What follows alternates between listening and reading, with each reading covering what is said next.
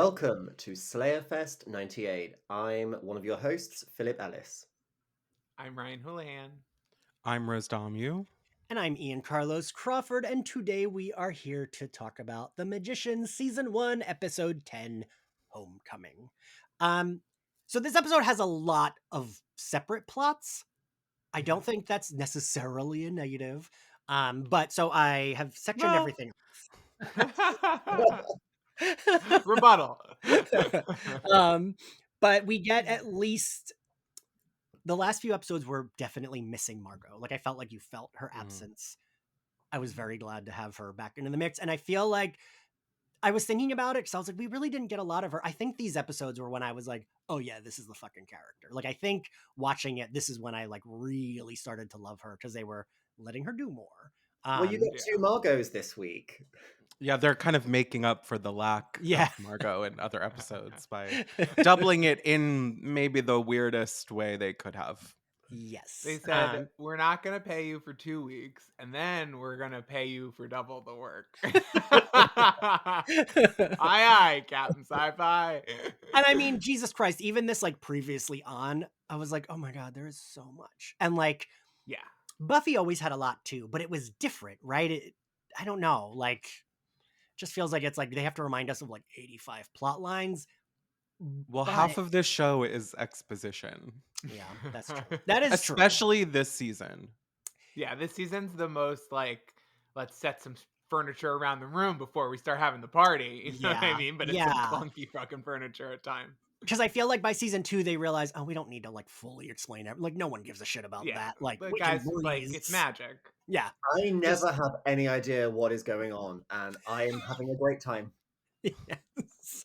I painstakingly make sure all the plots like did make sense, and they don't always, but like I was like, I'm really gonna, and I don't think it helps. So I honestly, like, this is one of my favorite shows. Advise against it. Yeah. The plot does not matter. Like you said, Ryan, it is just vibes. Magic. We open on Penny has right where we left off, which to your point, Ryan, this especially the last half does feel like one, or Philip, I think you said this, one episode. Like it's like a blob with like sometimes like a B and a C plot, but we're like everything's one right after the other. Oh yeah. So we open where we left off, but Penny has touched the button that I needed everyone to explain to me in the last episode. And he's in the Netherlands. He doesn't know what that is. We don't know what it is yet. Very, very, very, very gray. The Netherlands. Yeah, thank you so much for that correction. Because I didn't want to be a bitch and start with a correction like that. So I'm glad you were a bitch and did it. Ryan's only long enough. So do we? Penny gets out of the fountain, and this is a thing they do. Do they like explain why they're suddenly dry, or is that just like magic? All right, fair enough. Fair enough. It's not a real fountain with real water. It's a representative fountain made of energy constructs. I don't know. Sure. It's midichlorians. 100%. They put extra midichlorians on it, so it'll do that. That's also how his shirt got unbuttoned all the way down to the navel. Okay, I was like, he's wearing a coat, so he's obviously cold, but that man just always has his titties out. And I love the styling is so insane.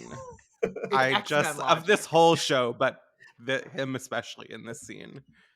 He does look hot though. I mean, I feel like of course. Because he's hot, so it's like, okay, right? But like if I were wearing that, it'd be like, what the fuck are you doing? Yeah, but it's like Kate Moss. You can look like whatever, and that's the flex. That's what's so hot.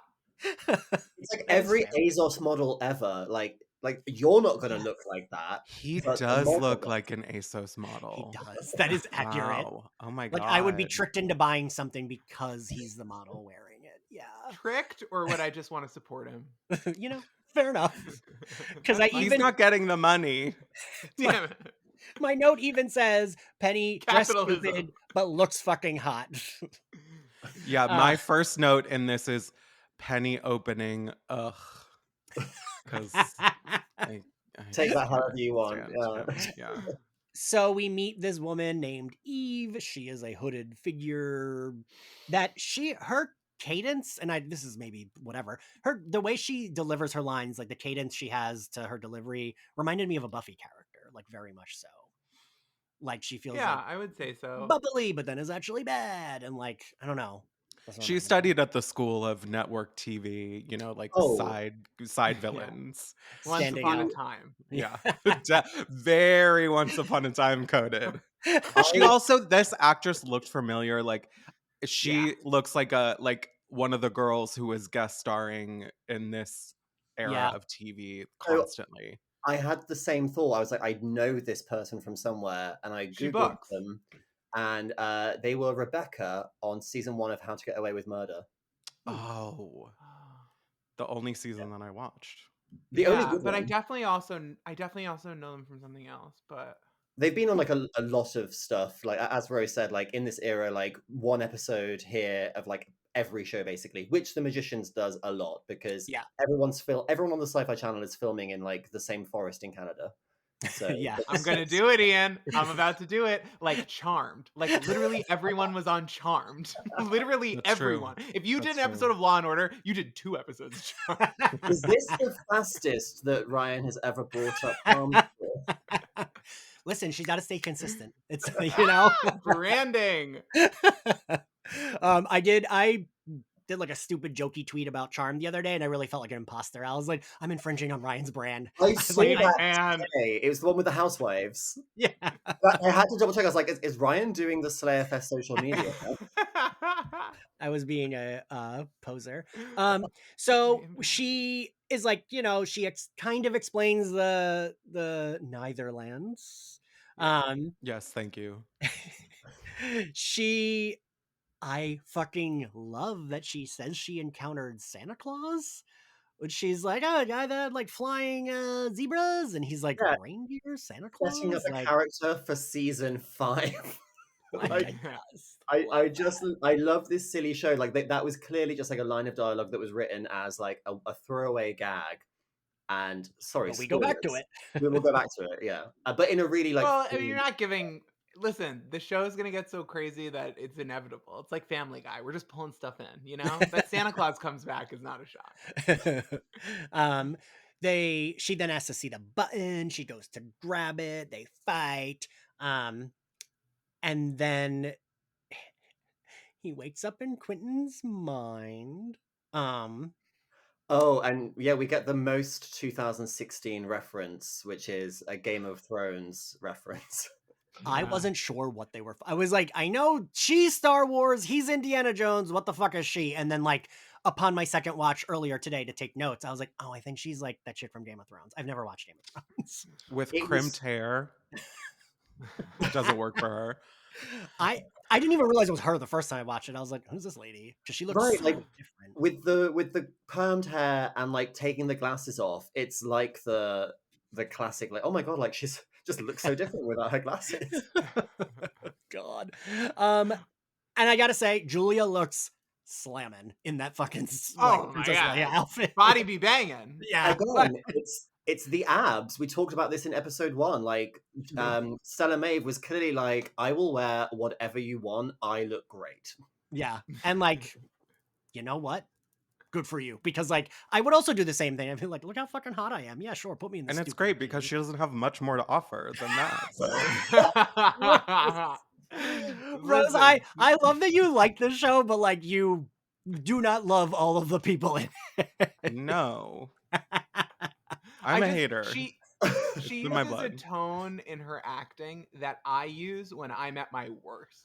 Like when I don't want to hear what I have to say, let alone like you have to hear it. And I'm like, listen, like those moments. Yeah. And I don't want to hear it in someone else. It's not. I'm gonna say this. It's not attractive. But she also only has one. She has one facial expression. It's like resting, like knows she should be sad face. It's like. Listen, hands up. I think she's good in this role. I hear the critiques though. I think she grows into it. I mean, that's fair. We are not. She also has a lot of heavy lifting to do by herself this season, and I think that's the problem. They're invested in making Quentin likable. They were not invested in us liking her. Well, that's what I was going to say. Like, we are not supposed to really be rooting for her or relating to her at this point, and I think that changes kind of quite soon, or at least like we kind of maybe come to understand her a bit better in a couple of episodes' time. Yes, especially by the finale. That I love Quentin coming out dressed as fucking like this fucking nerd dressed as Indiana. I say that full in a room full of action figures, but like you fucking dork in your Indiana Jones costume. He looks good though. Really he does. Yeah. He does. It was working for me. That might be the worst part is that he does look hot in it. In another show, that actor would be like a really dashing hero. It's just that they've cast him as a fucking dweeb. Yeah. I once again I say I relate too much to Quentin. Again, relating too much to him. I love that his response when they both make out is "I'm a feminist." I fucking love that. And Penny's just like, "What the fuck?" And I like the line about the sex dream passing the Bechdel test. Yes. That was nice. Because in 2016, everybody was like, things have to pass the Bechdel test. Oh, it's very BuzzFeed core. Oh, like I'm sure this, like, somebody's gonna bring out gaslighting very soon. I imagine it's that kind of era. As someone I like that worked at BuzzFeed in this era, yes. I like that the woke shaming, sort of condescending, like nagging female part is part of his fantasy version of her too. Yeah. Like I like that he's into it. Oh, he's such a cuck. Yeah, he is a cuck. Yeah, and I like it. It. Mommy's mean. Oh, he just has a special little chair in the corner of the room. I was gonna say he's not joining in. He's just that is the fantasy they're doing it, and he's just. As this episode goes on to explore, he would not know what to do with two women. Yes. Oh boy. I think he'd know what to do with two men, though. Oh yeah. Those pieces go together like Legos. Because I think it would be the men would know what to do with him. Exactly. Yeah, he could submit. He needs a firm hand. Yeah, yeah. Which is why. No, not yet. Never mind. I almost said a spoiler. Never mind.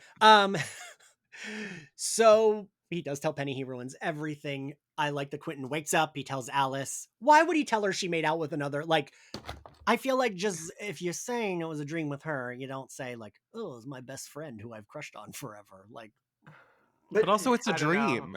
True. Yeah. And it's like, you know, I mean, do we want him to lie to his girlfriend, or is it meant to illustrate that he's just like really bad at this? You know, again, like I don't know. If everybody is autism coded in this, I say shit like that all the time. See, it's just like I feel like it's in my head, and then I'm saying it, and then I'm like. But my self-esteem is so low that like I'd be like, oh, tell me more. Like that's hot. Like I was there and I was making out with someone hot. Well, that's the thing. It's like, you know, Alice was in the dream. You know, yeah. So like they were playing together. She's clearly sensitive about the jealousy of the whatever the and like there. I feel like especially it being Julia, probably like I feel like I would forget that portion of it in the being like, well, I'm just telling you what the dream was. Like, why are you judging me? That's fair. So I feel like it reads, but also like, yeah, it's not great. And then also not realizing immediately about having it explained to you, I guess is realistic for the age, but like. She just explained why it's a very fair thing. Like, I don't know. What do you want? That's true. So he's such a dweeb. We then cut to Alice, Quentin, Margot, and Elliot in the like living room of the physical kids cottage. I do like that when Elliot's like, so we're gonna ask that lizard man, and Margot's like, honey, what are you on? He's like, a little bit of blue, a little bit of pink. So I need to clarify because I only rewatched this episode in isolation. I'm assuming that the storyline with his boyfriend and everything, like we're way past that now. Yeah. So he's like, okay, right. So he's fucked up. He's down. He's down bad. And that's what I like that I do think this show does well is like allowing the characters to get fucked up over like a bad thing that happened that would fuck you up, because I feel like in another genre show they would probably breeze by like be like, yeah, that was that episode. He was sad, not this episode. Right, because like that guy was around for like 2 episodes. It wasn't a major relationship, but also, you know, like still having to kill him would be traumatic, right? Yeah, I mean, there are I like that consequences. Buffy gave us 2 episodes to get over Parker. Yeah. So we're setting up all the pieces for this episode, and then we will break up the plots. Alice and Quentin leave to go, you know, whatever. Penny is running around, and he slips into the or a library. And again, like we are building out the world a lot in this episode, in ways that kind of seem inconsequential, but will be very important. Very important, yes. So let's discuss Julia's plot. Julia, I was like, oh good, this isn't a Julia heavy episode, and then we got the Julia heavy parts, because those parts for me are just, as you said earlier, Rose, it's like they're so separate. They're making her do so much heavy lifting, and it's like, I don't care about this. And she's doing all the heavy lifting while she's wearing the ugliest nude pumps in her apartment. The way she is styled baffles me so much. It's just, and also the way everyone is styled. That fuck ass scarf Katie was wearing when she walked in. This show is obsessed with scarves, which actually is very like early and necklaces, 2010s. long necklaces, yeah. Yo, and statement jewelry down. Oh, Countess Luann. Yeah. Very. I clocked Katie's scarf as well, because it was in that sort of like slightly cultural appropriation, like North African style. I feel with a plaid shirt with her faux hawk. Yes. Okay, so yes, Julia is in what should be a very nice, spacious apartment, but they've just made it look so fucking depressing. And she is signed into like the most 2003 AOL version of what a chat room would look like at this period. In my brain, I was like, is this Slack? Was Slack invented then? And I was like, oh, right, it was. They were like, we're going to give you a like vague motivation. You're going to be pissed off all the time. You have to sit in the shitty apartment. You have to look depressed and like shit.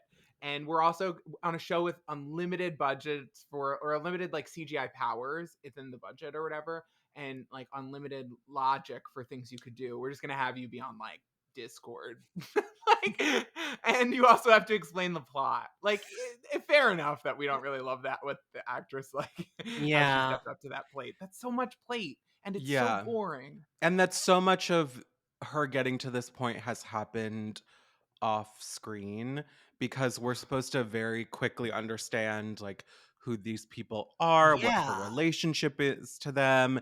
And you know, again, like the last time I was here for a Magicians episode, like I was that girl who was constantly talking about the books because I read the books and I vastly prefer them to the show. But you know, I just think this is done so much better in the books, and I don't think as a first-time viewer I would really understand what was going on if I didn't have that context. Well, thank you for making me feel less stupid, because that was my complaint. I was like, we're zooming. We like crawled through parts of her plot and we zoomed through this where it's just like, yeah, she's BFF with all these people she met in a chat room, and like it's weirdly quick for how not quick the rest of her I think that the moment I kind of liked Julia's story the most in this episode was in like the 20-second scene where they all come through the door and like you're actually seeing her. It's like, oh my god, like thank God she has friends, because her life looks so bad. Like the one woman who said that she was danked as shit from smoking so much weed, which is not a phrase anyone has ever used in real life. And I say this as someone who was danked as shit while watching Dune 2 last night. My mom said to me the other day, well, that'll add fire. And then she's like, did I use fire correctly? And I was like, no. That's good. That's good, actually. You know, she was cooking with that. Yeah. My husband said yeet yesterday and then asked if he was using it correctly. I will say, I think yeet has come back around. My kids used it the other day in class, like the teens I teach. And I was like, wait a minute. They say that? Like, I was told no cap is old now by my Gen Z. It was on SNL, which means it's over. Oh yeah, I feel like SNL and Family Guy are like when they do the thing. That's kind of when it's like when Yeah. like brands are now trying to reference the Glasgow Willy Wonka experience, which means the meme It's is over. done. It's Yeah. done. Oh, The yeah, cycle it's was so quick. Yeah. Once reporters are doing follow-up pieces with like Why were they interviewing the Oompa Loompa? Leave her alone. We did not need to know anything about her. It actually makes it so much worse. Like the unknown has just vanished back into the walls. We don't know who they are. I also want to point out the hilarity of us talking about how it has ended, and this recording will probably come out like 2 months after that news cycle. Oh, has yeah. Well, by Oh, then they might have oh, found yeah. Kay Middleton, so True. you know it'll be fine. If you really want to know where we're coming from in time, everyone listening in the future. That's the week we're in. This is like, I remember when Balloon Boy was happening. It was like the first time I was aware that something was going to be so old so fast on the internet. I want to say also, like, I think the tough thing with Julia and all of this at the top here is like, you know what all your main characters should be on a show like this? Friends. They should all talk to each other, because you know who you tell things to? Friends. And Willow can be like, I met a guy online, and we're like, wow, we're invested in this because she told her friend. Yeah. And instead we just have Julia like being like, random side person who came out of a wall, guess what, I love you. And then we just cut away. I agree with Philip. You were saying that because I do like that gave her more to do immediately when it's like, oh cool, she has a group of friends, but then they also like get rid of them. They're in the other. I was like, why the fuck are they in the other room and her and Katie are not? They're like, we're gonna come over to your apartment and lock ourselves in your room, and you actually can't hang out with us. Yeah. Yeah, you know who does that? You know who does that? When your friends are addicts. That's what happens. Yes. A bunch of people in a group show up and they lock themselves in a room, like Julia. And when she's like, are you okay? And they're like, we're fine, go away. Like, yeah, she hasn't like leveled up in their MLM yet. So yeah. They don't know if she's cool. They're just using her place. Because what are her and Katie doing? Can one of you explain that to me? Yeah, they are learning spells so that they can get up to a level high enough to be let into the inner sanctum of the group. All right.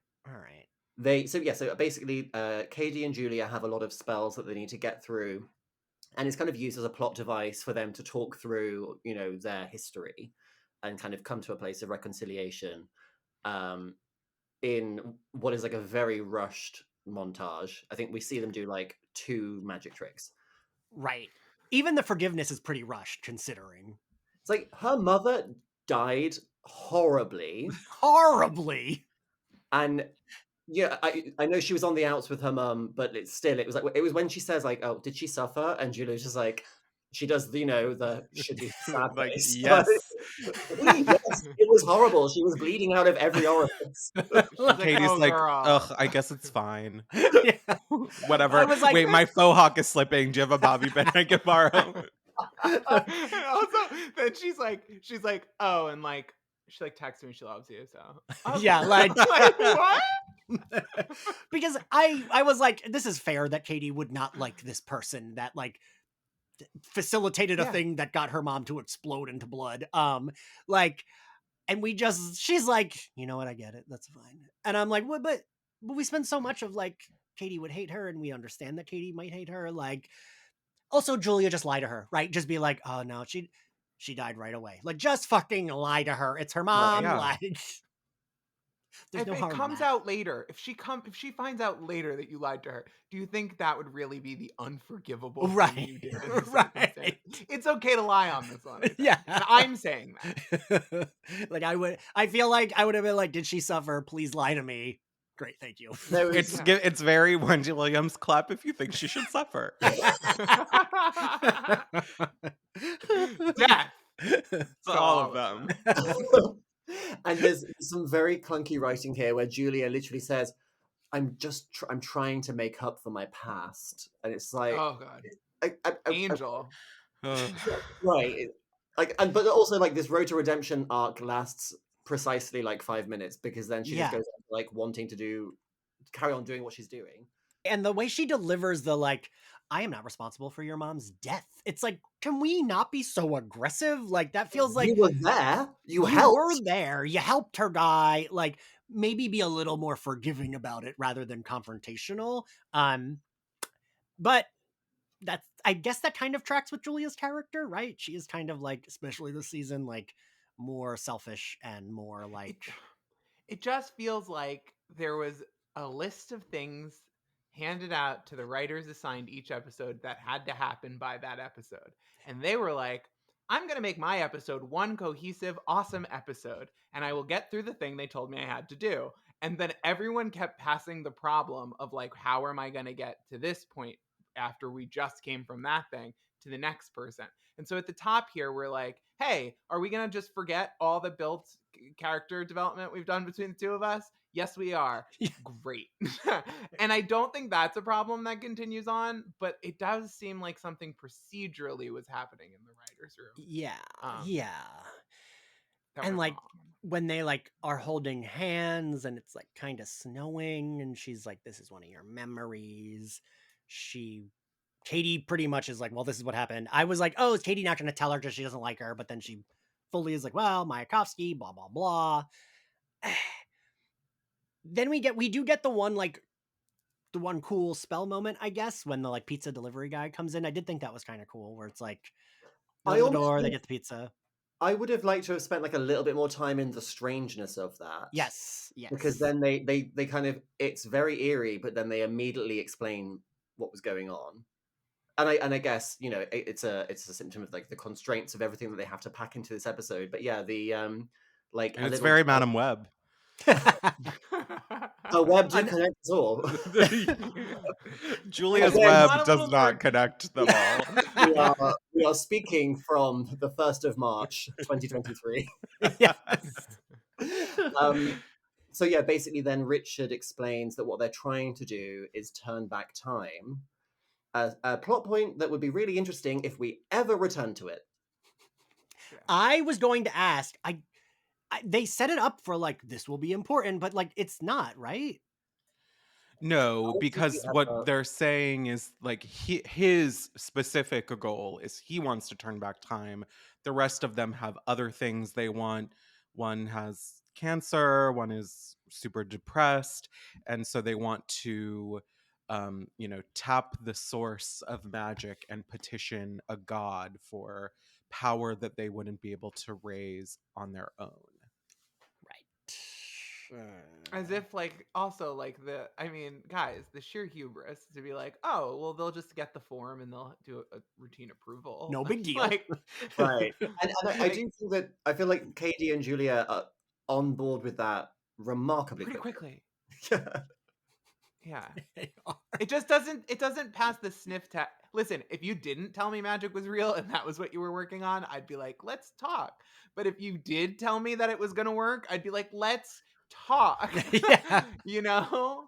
And like, we do give Richard this like very tragic backstory. He had an addiction problem and he left his 8-month-old baby in a car to die by accident. Shouldn't do that. Yeah. I forgot we even got this much. Like, I was like, I didn't know Richard had any kind of story.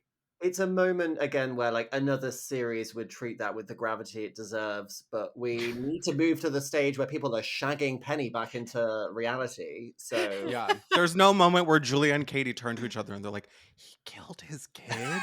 Oh my god, should we be hanging out with him? Like, he's in your house, like yeah, I just was like, oh, we're doing a 4-minute speed run of Heavy Rain or whatever in the middle of this magical sex romp. Was that a Left 4 Dead reference, Ryan? No, it was the game Heavy Rain. In the game Left 4 Dead, there was a really difficult stage. It's like a first-person zombie shooter where it's raining, and that's like the most difficult level. And it's called Heavy Rain. I think it's called Heavy Rain or just Rain. There's a game by that name that is about like a dad whose kid goes missing and he's just running around being like, Jason, over and over, and like crying and drinking and blacking out and showing up at crime scenes crying. Like, that's basically what we got. All right, fair enough. Yeah, and then that's kind of their story for the episode. That's kind of it, right? Let's move on to Quentin and Alice.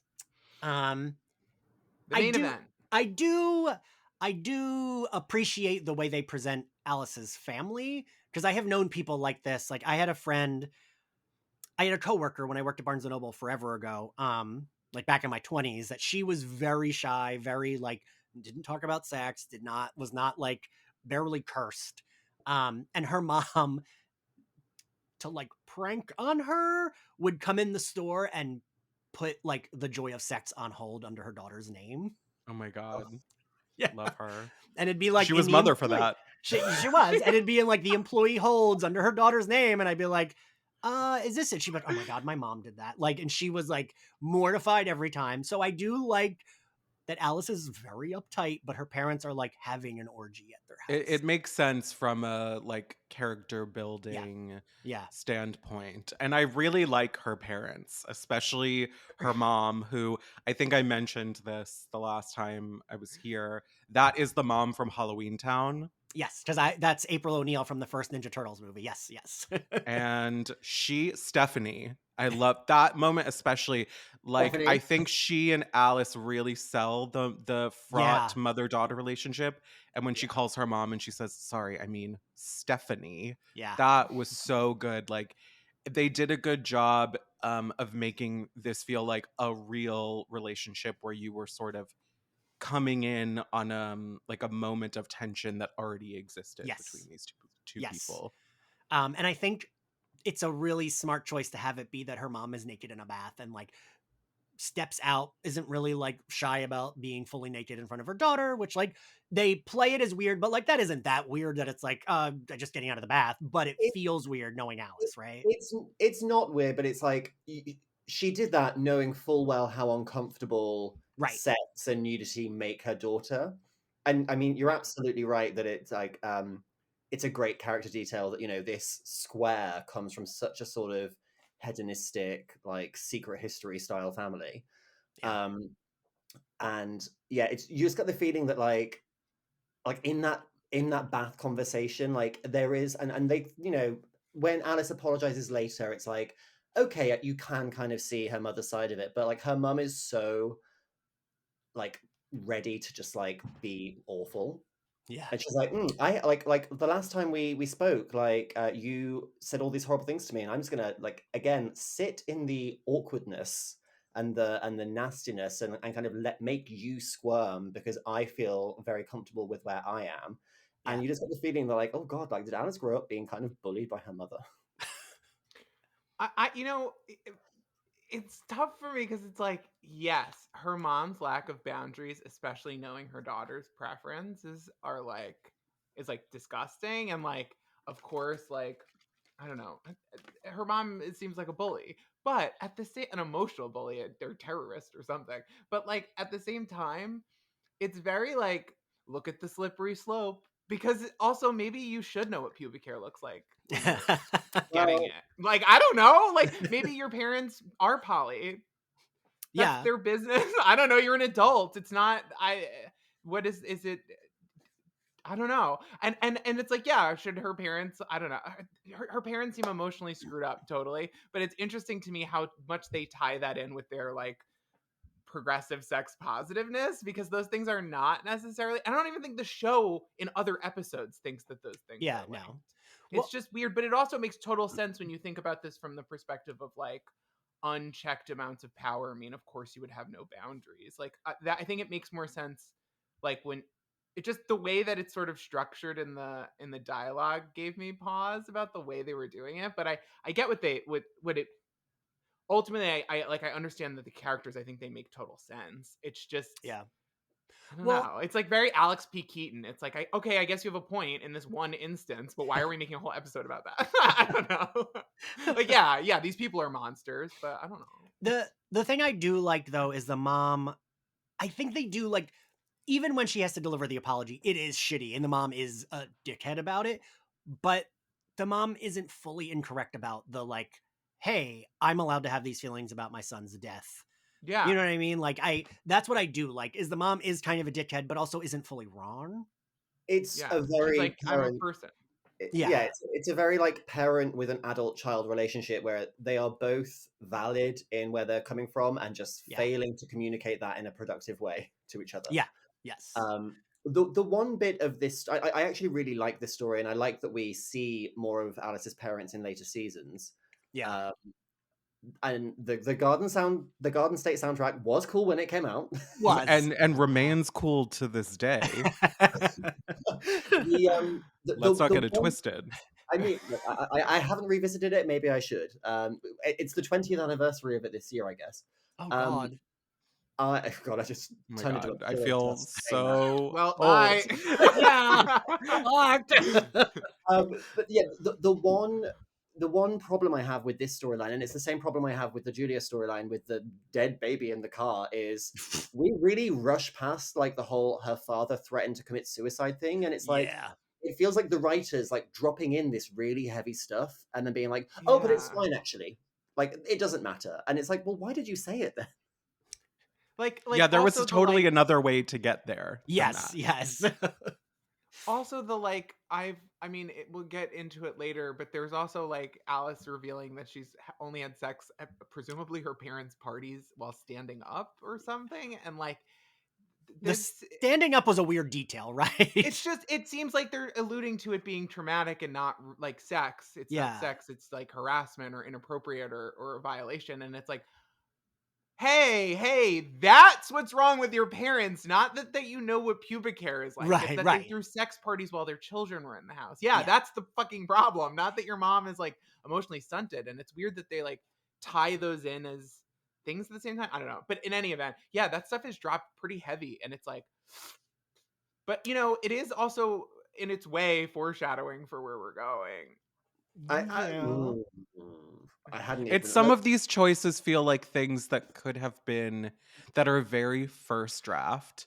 Like you put that all in when you're writing, and then like maybe if you went on another pass, you would think, oh, like it's such a like I think like amateur writer thing of like a to make a character's actions feel motivated, it has to be the most dramatic possible version of something that could have happened to them to make them that way, instead of just being like, people are sometimes kind of weird for like random reasons. Yeah. And the moments I like in this show so much are when they lean into the weirdness and let human relationships just be kind of awkward. And I think that's why I like the stuff between Alice and her mom so much, is because that feels like a real relationship that is informed of clearly like by trauma, but I think everyone knows what it's like to have a weird relationship with your mom.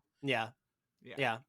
And we already have, as you've just mentioned, like we already know that Alice's brother died under pretty terrible circumstances. Like that is enough. Before we then throw in like and yeah, but yes, the way that we kind of glide past the suicide and actually her mum's like, oh no, like now we're in a throuple and it's fine. It's like, well, couldn't you have just have been in a throuple? Right. Yeah. I almost wish they didn't have to say this, but I do like that it's like the reveal that Joe is their third now. I wish it didn't have to be like, oh, he can change his parts to adapt to. I wish it was just like, just make him the fucking third. We don't need to like no homo the dad. Like her dad has a younger man like on a leash at the sex party. Like we know that her dad is bisexual at the very least. Like why is it then like but yeah, it's again, I think it's giving that first draft. It's like, oh well, we're doing like horny fantasy, like he can change his parts. It's I do feel like a sex spell. Ooh. If this were in a later season, they wouldn't have. I don't think they would have needed to like. They wouldn't have felt the need to like say like, oh well, or like, do something better with it. Be so dismissive of, to be very dismissive of people's like gender and genital relationships just feels very offbeat with the show in general. And it feels like they would have had something, I don't know, even clever to say about the fact that they were doing that. Yes. Later. Yeah, and also people are intersex, and Right. it doesn't have to be because they come Right. from alternate realities. Yeah. It's But I did like the character of Joe. Like, I liked him just being like super chill about sex, and he's like, I can show you. Oh, you want me to do this? Oh yeah, you do this. Yeah. I did He's like your that. dad's cool new boyfriend. Yeah, will take yeah. you to Carvel and put on Brittany, and you guys can talk. That's that's nice. I mean, hate him, of course, but that's nice. Right. but you also want to fuck him. Yeah, totally. You're in love with him. I mean, you're dealing with that for 20 years after the fact. That's the trauma. You were in love with your mom and dad's boyfriend. I thought Joe could have been hotter. Fair. I did like him, instructing Quentin With in his the hand, background yeah. of the scene. That was some good physical humor. Yeah. Yeah. So yes, the plot reason for all of this is basically they need to speak to a traveler to find out how to help Penny get home from the Netherlands. And there is a beacon spell which, for great narrative purposes, has to be performed sexually. And in order for it to work, you have to climax simultaneously. And it was only as watching this episode for like the third or fourth time, I was like, oh, that's why it's called Homecoming. Oh, I didn't. Yeah, you're right. And yeah, so then we get this very funny scene of basically Alice watching as her parents' third instructs her boyfriend on how to make her come. And when she's like, don't take this the wrong way, Mum, but shut the fuck up, okay? It's like, yes, it's a great line read. So good. And I loved Rose, especially the line reading of it, of like all one sentence. Not there's no like heightened emotion. It's just like flatly like, Mom, shut the fuck up. Like there's no. I loved it, and I love the as mom's a kid reaction. who has frequently said it and couched it in the like, listen, I don't normally speak with this kind of language, but you're being a huge bitch right now, and I need you to shut the fuck up. Like, I don't know. Sometimes your parents cross a line where I think people across cultures would say, stop. and her mom respects it. Like Yes. her mom gives a little smile, and you kind of feel like okay, maybe like their relationship is on a better wavelength now that Alice is actually biting back a little bit. Oh, she's like, my daughter said fuck, I'm proud of her. Yeah, because she's just like, oh, I'll talk to you when you're less cranky. Like she's not phased one bit, and that also tracks with this character who we just met, but that tracks with her, right? That she would be like not phased by her daughter telling her to shut the fuck up. And people who require strong boundaries will get strong boundaries. Yeah, we ordered it. Yes, and I do think the mom likes that.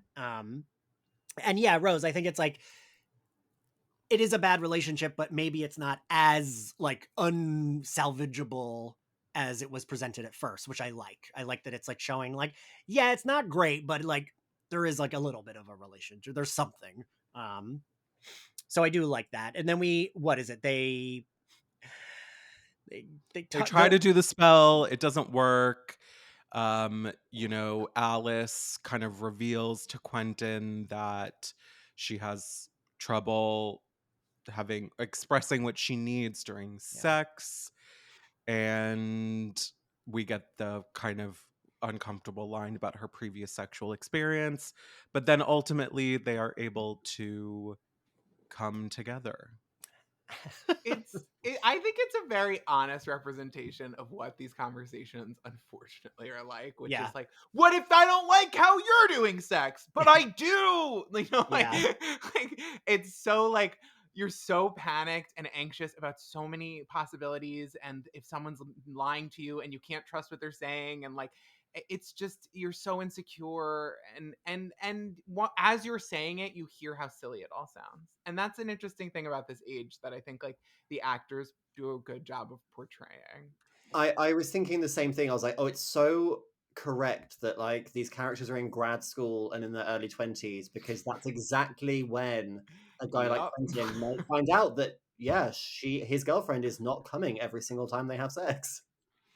And to find out that someone isn't going to hate you and run away if you're like to the left. Yeah. Do you know what I mean? Like, or like, did you like that? What do you want? Right. You know what I mean? Like, those are okay things to ask, but it does take you, like, you have to psych yourself up, because we are taught through a bunch of like involuntary signals, and clearly through abusive parents on Alice's case, like, bad, I don't know, ways of coping. Well, and like I do think a lot of media teaches us, right? Like there should be shame in that. Like, and I like that it's not quite like he gets embarrassed, but she's not saying it in like a fuck you. She's just like, sometimes I do, sometimes I don't. Most of the time I don't. But like maybe if you do this, maybe if you do that. And there was a point when I was like, all right, this is a lot of heterosexuality. Like it was just like going on too much. Shut up, Ian. I did like a thing that I've noticed this watch for the first time ever. I am starting to be sold on Alice and Quentin in this season, and before I was not. Like I would always think like, but it makes so much sense to me. Yeah, it does. I don't prefer them, but they make sense. Yeah, and I don't especially in college. Like I don't think they're both important in the theater department, but they're not the two leads dating. Do you know what I mean? Yeah. No, they're on the props crew, and they get close because they're the only ones in the scene shop together. They're like, reset your swords. Yeah, no, they're that one nerdy couple in high school who like were losers, but you knew they were having a lot of sex. Yeah. Oh, yeah. Intenseness. Yeah. Yeah. Like at like 17, they were already trying like BDSM. Like, yeah, band geeks. So yeah, I do like that it's accurate. It goes on a little too long for me, but then they get there and the fountain lights up, which brings us to Penny. We meet our librarian, which we don't get her name, right?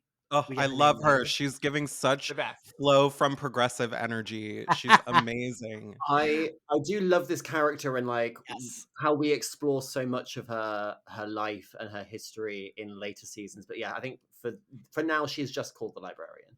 Yeah, and Rose, I agree with you. Like there's some like the specific acting choices, the way she delivers lines, like that actor is on it, and she knows what she's like. The moment she walked on set, she was like, "This is what I'm doing with this character." Her posture, she's always like, it's almost like it's like she's doing Glinda the Good Witch, but in like a very cunty, high-waisted pant. Yeah, kind of. She's like a Good Place character was suddenly in this show. Yes. He, asks her. We learned that she kind of knows, right? She's like, "Oh, William, you're late." Like she kind of, that's like showing us. Yes, Philip. Well, no, I was going to say, is it a spoiler to? No, because she could have read his book. Right. Yes. Yeah. But we don't know why she recognizes him explicitly yet. Right. She says that those hooded people, they do like a really vague. She's like, "Oh, they used to be. They work here, and now they're banned, and they work for other people." Because he says the Beast, but like we don't. Yeah, he's like, "Oh yeah, they found employment with another unpleasant entity," and he's like the Beast, and she just says he has many names. Yeah, which I guess is foreshadowing, given a name that is also mentioned in the episode. Yeah, that's true.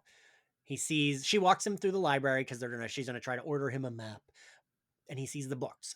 I didn't remember that we saw, because not really a spoiler, but those books, that's a plot point that we stick with, and I did not realize that we introduced them that early.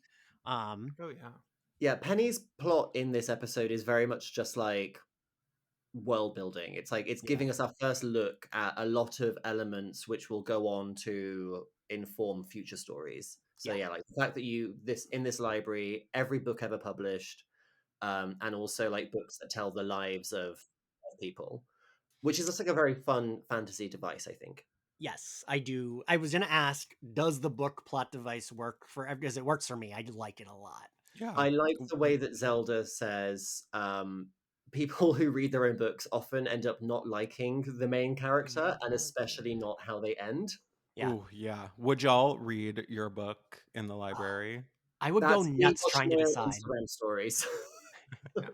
I would. Yeah. Would you, Rose? No. I would definitely have it in my hand and maybe like flip through pages real quick and be like, "What words did I pick up?" I would not. No, that's how I found out Sirius Black died. Okay, there are consequences. Ian, you would find one word on the last page. It would say like icing, And you would spend the rest Yeah, of you're your right. fucking life trying to pick that apart like Citizen Kane. You're absolutely right. I know, like, whatever word I saw would be the word that drove me to, like, To the madness. grave. Like, And you know what the end of the book would say? It would say, and he was needlessly obsessed with the word icing. And it would be a Twilight Zone episode, Ian. You're not allowed to look at your fucking book. You know what I would do? I would not read the book, but I would open the front cover and I would read the quotes for, like, and see what, like, the reviewers, acknowledgement. newspapers, like, you know, see what the blurbs are. Am I riveting? Yeah. Am I spellbinding? You know? but I feel like, and this would be okay, right? I would want to read the pages of me as a baby to be like, oh, what happened to me when I was a baby? No, because then you could be like, Rose's parents hated her from birth. You know, they considered dropping her off at the orphanage, but Well, what if you found out that, you know, something awful happened to you and you just repressed the memory? Yeah. Like, oh, you had a childhood sibling that died.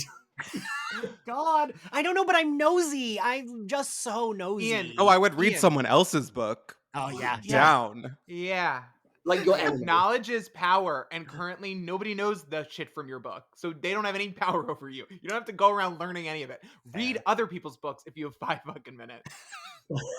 That is true. I would go grab Joe Biden's book. I need to know some shit. I would say I probably would want to read a lot of people I hate's book, but then I would be upset if it ended happily because I'd be like, oh, what the fuck? Like, oh, it always will. Anyway.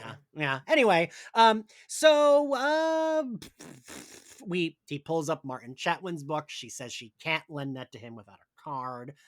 And I do like that she just photocopies it. And she's like, well, this is what would happen. You would try to steal it. We would fight. You would lose, but you'd rip up some pages in the end. So let's just cut the middleman out. The show does that really well when it's like the person has a power to do a thing and they're not going to bother with the, like, I don't know, the, like, plotty part of it. They're just going to skip to the end. It's also like just very good. Like, we have a few episodes of the season left. We need to start giving our heroes, like, more to work with because they're sort of like, especially in this episode, like the main plot takes a bit of a pause because they've kind of reached an impasse. Right. So like they just need more information and it has to come from somewhere.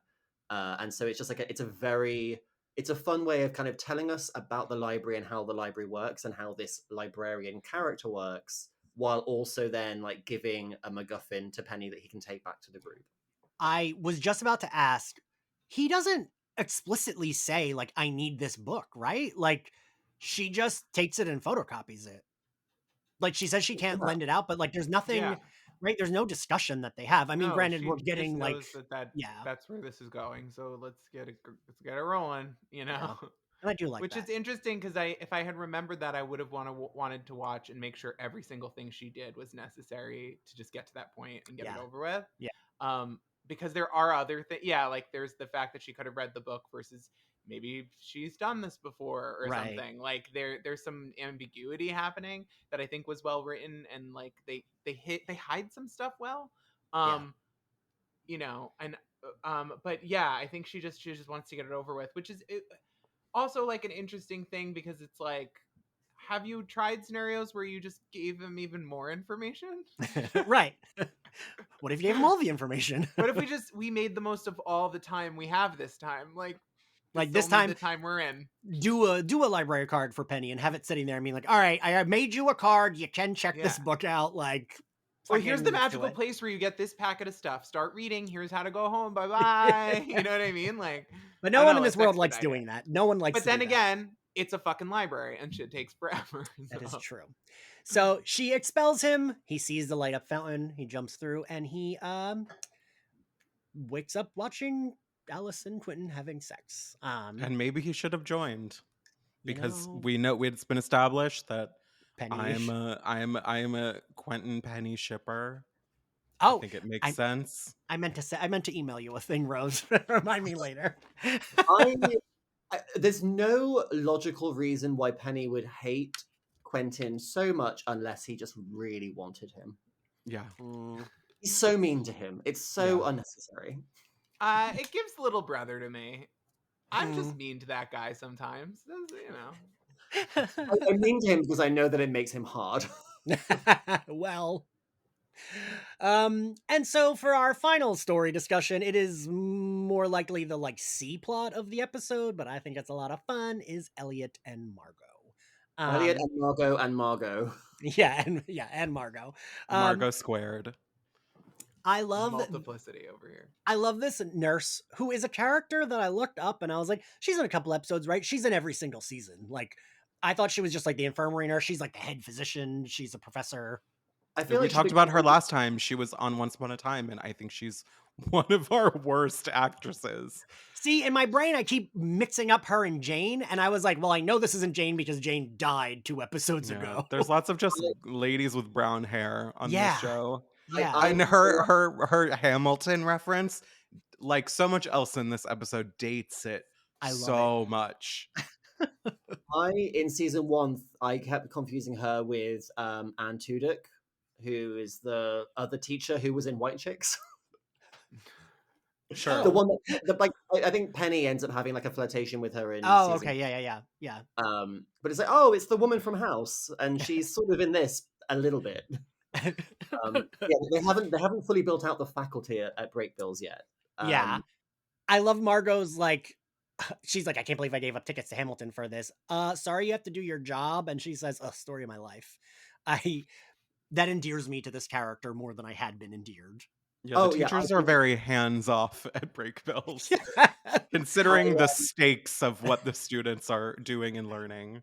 I'm currently in the middle of watching season 2, and I think the most recent episode I watched, she's just like talking about how she like chills out in her classroom and takes like a Klonopin or something. Nice. Yeah, Rose, the vibe of the professors at Breakbills really is, a monster's trying to kill you? Stay blessed. Yeah. Whatever. Yeah. This is self-guided study, so she then informs Margot that I do like that she's like, he has a massive drug problem, but he's at least self-medicating. You have the problem. And I do like Elliot's like slurring thank you. We learn that it's Margot that the glass blew up because of. What did she ask Margot? Have you had unprotected rituals? Is that what she says? Are we being euphemistic, or do we think that Margot like did a spell to get like to come really hard or something? I thought I think it's that she did the hard coming spell. Good for her. I would like to do it. Take a pill, but however you gotta get there, my God. And I do like Margot immediately being like, son of a bitch, because she knows exactly who it is. Do we go to there?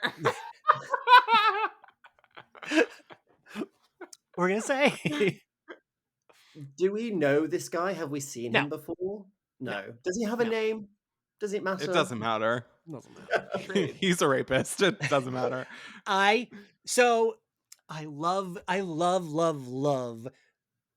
smiling Margot opening the door to Margot and Elliot being like, you see this too, right? And Margot immediately, this for me feels like the Buffy bot if it had been not so problematic, where it's like immediately we're like, what the fuck are you doing? Like there's no like cutesiness to it.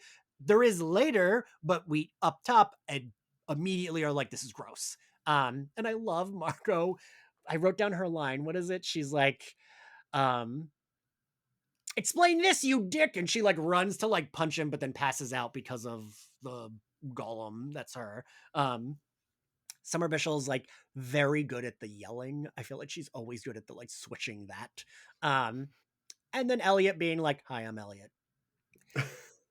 The like little bit of the conceit here, which is right, Elliot's going through it, but it also feels like when she wakes up, he's doing lines of coke with the Margolem, as he calls it. He wouldn't. Come on. No. Why not? But so like the thing I'm curious here is like the conceit seems to be he is doing this because he's like grieving, he's upset, he's traumatized. But then he says to Margot, like, isn't this how? Because she's like, you're supposed to be here to support me, which I feel like is a very, very, very good like start to showing us the full nuance of Margot, right? Like she is upset. She does need her friend to support her. And he's not. Like I would be pissed too if I were her, right? Like it's like you're doing lines of coke with my like weird body double that this creep fucking made. And he says, isn't that how we support each other?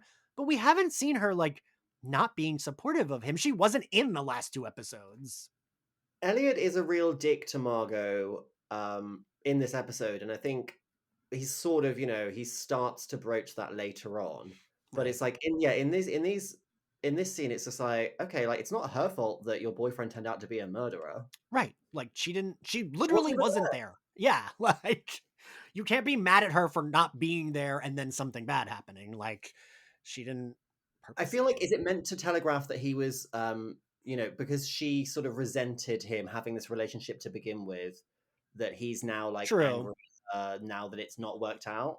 I don't know. It's a bit muddy, that whole. Well, I think it's also, I mean, the whole thing that he's doing is leaning into his most self-destructive habits as a way to cope with the trauma of murdering his boyfriend. Yeah. And I guess Margot is the person who usually is the one who's right there with him when he's doing those destructive things. And I guess like in the state that he's in, he can't understand why she's not on his level. Right. That's true. Yeah. And I can't tell if it makes it worse or better because in one of the previous episodes, he like, the guy might not even have been gay. Like all of it was a farce, right? Like he says something like, oh, he was a Republican. Like all of it was made up by the beast.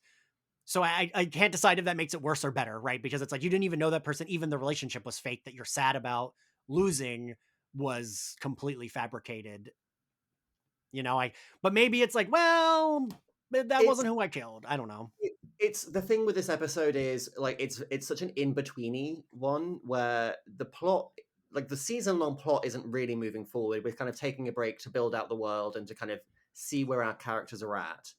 And I think with Elliot, it's like we have to get Elliot to a place before the finale that will kind of explain the decisions he makes in the finale. Yeah, that's true. And it's as with a couple of the other scenes in this episode, it does what it needs to do. It's just maybe a little bit artless in the way that it does some of those things. Fair. So she tells him to go home. We cut to, I love him saying your favorite when he's like handing her candy. I felt like, I know this is things we do in shows a lot of times. You have a like body double, evil twin, whatever. Sure, give us the scene of like, oops, that's not who it actually is. But I really wish he had just repeated it to like, I don't understand why he doesn't repeat it to Margot when she comes in the room. Because they do love each other and she clearly loves him. And another thing that I like that this showed, which the show will do consistently, is for me, their like love is so good and so telegraphed immediately. I love that it's like, he did not support her. He was being an asshole. He started having fun with her like weird, creepy golem. She's forgiven him, right? Like they're good. She gets home. When she actually walks in the room, she makes a joke about like how hot her ass looks. And she loves looking at the golem and then is like talking to him and they're fine. Like she's not like, when you talk about this, you fucking asshole. It's like very family love where she's like, yeah, you pissed me off, but it's not like we're not friends. I think it's the work of the entire like 5 seasons to get Elliot and Margot to a place where they're capable of and willing to have open emotional conversations. So I think like the closest we're going to get in this season is when he's like, oh, I bought you chocolates, bitch. And she's like, oh, thanks, bitch. Like, bitch is their love language at this point. Yeah. And which like, I mean, we've said before, but right, that's like not unlike 22-year-olds. Oh, for sure. Yeah, especially 22-year-olds that would clearly be like Hell's Kitchen adjacent in the real world. Like they're of a sensibility, and I think that's like also fine. It also seemed like Margot was like, I'm gonna let this go because you're gonna let that go, and then we're fine. Yeah. And it's like they're both gonna be fine. And do I think that's the way you should resolve things? No, but that is what they're doing, and that's okay because we want them to be friends. And I do think like that is like a brother sister vibe, right? Like where it's like, all right, yeah, you did piss me off. I'm exhausted. We don't need to talk about this. Like, let's just keep going. I do enjoy how Margot actually loves having like a copy of herself around because she's that into herself. Yes, I do. And like where the way that Elliot knows it's not the real Margot because the golem tries to kiss him. Yeah. When like they're sat on the couch all awkward and she's just like, "What did you do?" She's I love the way she delivered that. It's so cute. She's so amused by it. She's like, well, now that it's not being used as like a creepy sex doll, it's she can find the funny in it now. Yeah. Which again, I feel like that's like Buffy bot done the right way, right? Where it's like Margot now has control over this thing. It is okay if Margot gets a kick out of her own weird, creepy thing. Yeah, I would say like I think it's also a thing where like Buffy looking at Buffy, she's like, I don't know, you're never gonna measure up. Look at you, you're not normal. You don't have a normal life. Like, Margot's like, hot chicks with superpowers. That is pretty fucking accurate, right? Because like I think Margot probably would love knowing that Margolem tried to make out with Elliot, right? Like she would get a fucking kick out of it. Oh, yeah, she's not taking that like personally at all. Yeah, I have a question though. Like I feel like when I was rewatching all of season 1, I was like, oh, this is going to come back in like the finale in some kind of way. There's going to be like a fake out, and there just isn't. Like, No. do we see the Margolem again? No. Yes. It gets used in season 2, but in a different way. We don't see it like where you think it's going. Yes. I like that this show has just so much stuff floating around and it just pulls it in and drops it out. I love it. In season 2, they remember that they have a clone. Yes. There is an episode where they're like, oh, right, we can use that. Very Sabrina, the 90s TV show coded with magic, which is my favorite. Full random. It is. It's also like Anya in The Gift going, oh, and we have the Dagon Sphere. Like, remember this thing? And the Troll Hammer. But that's the thing I do. So I also, Philip, I keep like putting it on as background, The Magicians, just so like I remember. It has killed me with trying to keep out of spoilers though. But I like that a lot of, not all of them, but a lot of them do add up to the finale. Like I do like we're building a puzzle that is bigger than the one we're making this season. Like the pieces do connect in the finale, just not all of them, but a lot of them do. And like these like side quests come together, and then like we said, we can check back in with the golem in season 2 because sure, why not? I like that a lot. Yeah, like I kind of view season 1 and season 2 as like one long season. Yeah, because I mean that's kind of what they are. So much of what we're dealing with now kind of continues into that. But yeah, it's just it's such a fun show that they are going to throw in so many crazy elements that they can just like pick and choose which ones they go back to. Yeah. And I mean, Rose, like you said, it is very Buffy, right? They're like, we don't need to go back to this thing. Maybe we will, maybe we won't. Who fucking knows? But they will make sure they like telegraph, like, this is the Dagon Sphere you found outside of that warehouse at the beginning of the season. Like, yeah. So, now that we're at the end, favorite scene, Philip? Oh, I think, don't take this the wrong way, Mum, but shut the fuck up, okay? It's a great Alice episode because she's sort of so off-putting for a lot of the first season because she's holding herself separately and above everybody else.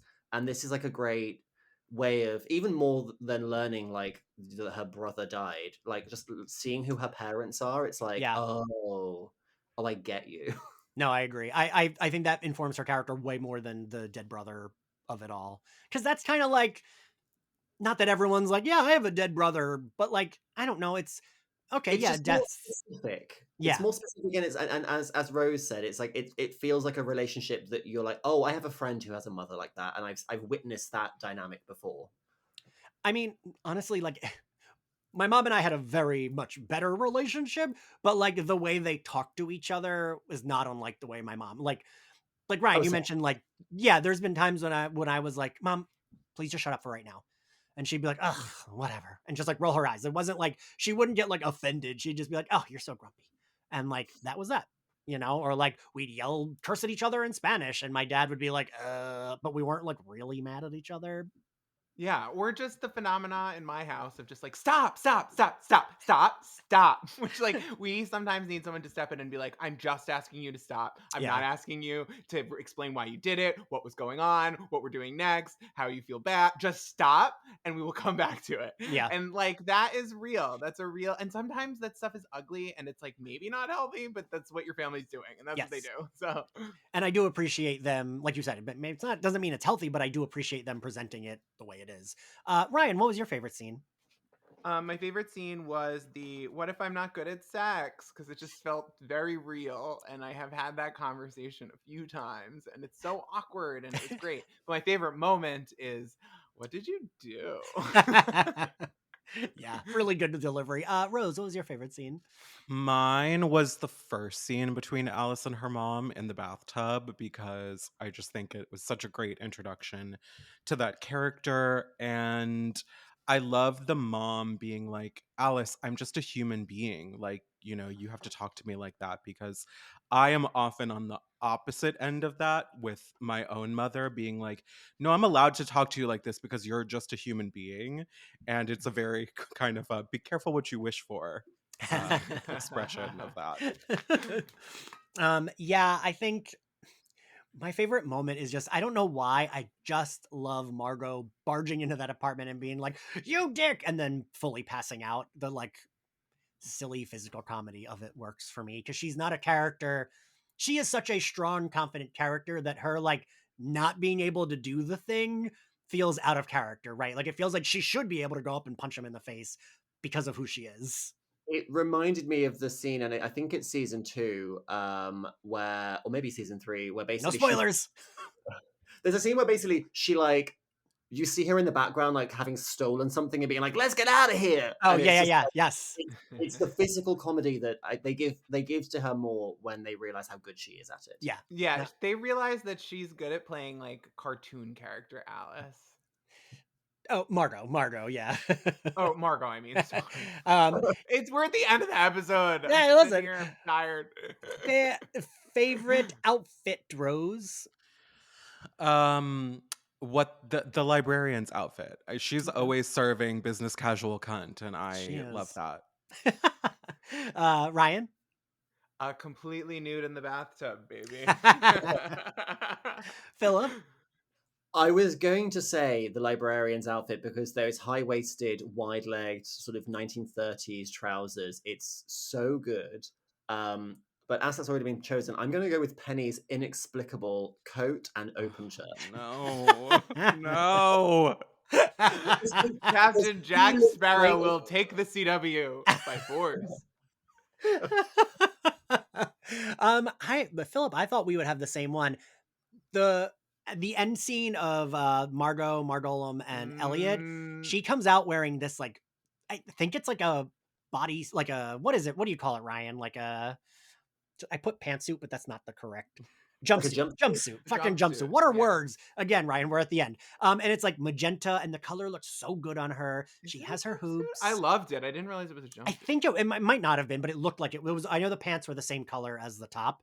It fits her so well. That color looks really good on her.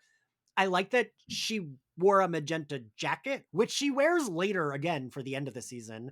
I thought, I was like, oh, is this like one big chronological run to the finale now? Because I recognize that jacket from one of her best moments in the finale. Yes, it like looks really good on her. Like it weirdly looks good on her. That's true. Yeah. That's true. They like gray. Love her in jewel tones. They like grayscale everything, but it feels like on her it doesn't look grayscaled. I don't know. All right, what grade do we give this episode, Ryan? I'm giving this one a C, maybe a C minus. Not enough fun, not enough hijinks, too much talking. Rose? I'll do a C plus. Okay. Philip? I'm going to say a C plus because like nothing really happens. It's a lot of kind of conversations and a bit of fucking. It's good like table setting though, like introducing the Netherlands, which I have a very nerdy sort of bit of trivia.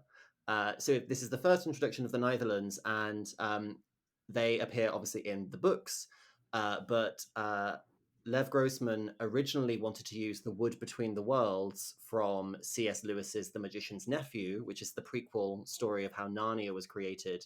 And when Penny meets Eve in the Netherlands, and she's like, "Oh yeah, the people who come through from Earth always have like such interesting stuff. Like there was like some magic rings, and magic rings in that book are how people travel to the wood within the worlds." Oh, I like that. Huh. Yeah, that is an interesting bit of trivia.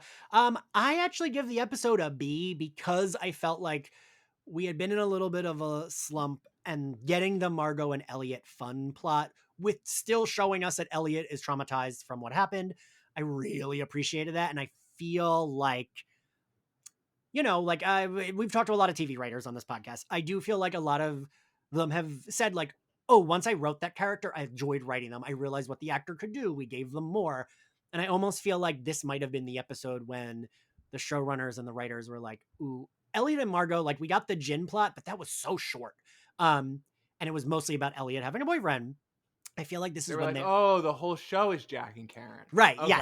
Yes. And I feel like they started to realize that towards the end of this season, when it's like, these are the most fun characters because the two of them get to do the like, we are laughing, this is funny. There's also like a serious thing in the back of both their heads going on. And they both do it so well, in a way that I love the whole cast, but the other members don't get to go as wacky and funny as Margot and Elliot get to do on top of the serious. So that was my long way of saying that's why I like this episode, because of that plot. Like, Elliot murders his boyfriend. Like we need to bring back his fun friend, and she's gonna take him on like a funny adventure.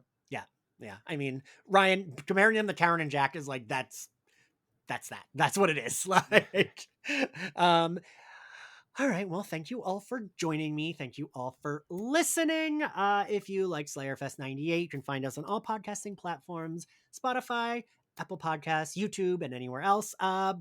Subscribe to us, give us a good rating, please and thank you.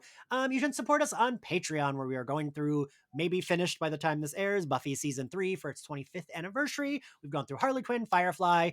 We do watch-alongs. We do Zoom hangouts. Any and all support is much appreciated. If you want to find us on social, we are at SlayerFestX98 on all platforms. I am Ian X Carlos on all platforms. Philip, where can everyone find you? You can find me in the bad place still at Philip_Ellis, and I'm on Instagram at Philip Ellis. And then if you go into a bookshop, I am there. Also Philip Ellis. Woo! Rose, where can everyone find you?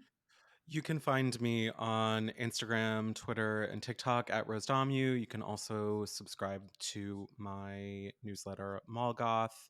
It's rosedommu.substack.com. And Ryan? You can find me at Instagram at Ryan Houlihan and on YouTube at Ryho, RYHO. All right, everyone, and we will see you next time. Bye. Bye.